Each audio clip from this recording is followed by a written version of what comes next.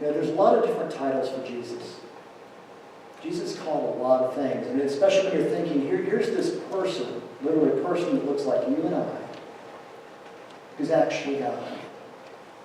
And so scripturally, they try and come up with all these different phrases and names to be able to call him. So they call him Son of God. They call him Son of Man. They call him Messiah. They call him Emmanuel, which means God with us.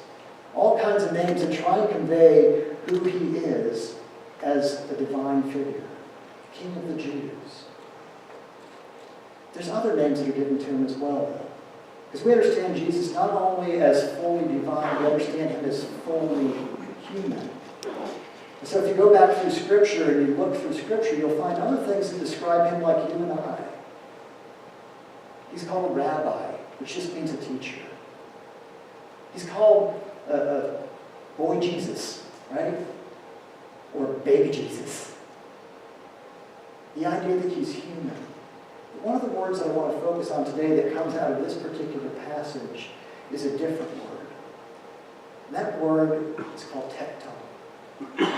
It just means that he's a person that works with his hands. And we sometimes lose the idea that we focus so much over here on the divine side of Jesus that we forget that he's grounded also in humanity. That he's a person that worked with his hands, that did woodworking, or maybe he worked with stone masonry. Maybe he was an artisan, because that word has so many different meanings and nuances to it that help to describe what he might have done with those hands. And so right down the street, just a few miles away from where he was raised in Nazareth, is this city that we don't even hear about in Scripture. And the cool thing is, I think we're going to get to visit it in just a month or so. We're going to be in Israel about a month. It's called Sepphoris. And Sepphoris was described by Josephus, the historian, the great Jewish historian, as like the jewel of Galilee. And it became the capital of Galilee in the time of Jesus. And so when we hear of him being this person that works with his hands, this person that is a carpenter, that has this purpose in his life, he's working alongside his father. And so another passage of Scripture calls him son of the carpenter, right? Son of Joseph. He's the son of this carpenter, this other Tectal, this person who works with their hands. He's a very human guy. And for us to hear that is we're listening to him talking about foundations for homes. And what are we building on? Are we the wise builder, or are we the foolish, unwise builder? He's literally gotten down on his hands and knees in the dirt in order to be able to understand what that means. Not just at a metaphorical level, but more than likely at a physical, I have done this level. And so I picked up the phone and called my dad, because my dad's a retired contractor.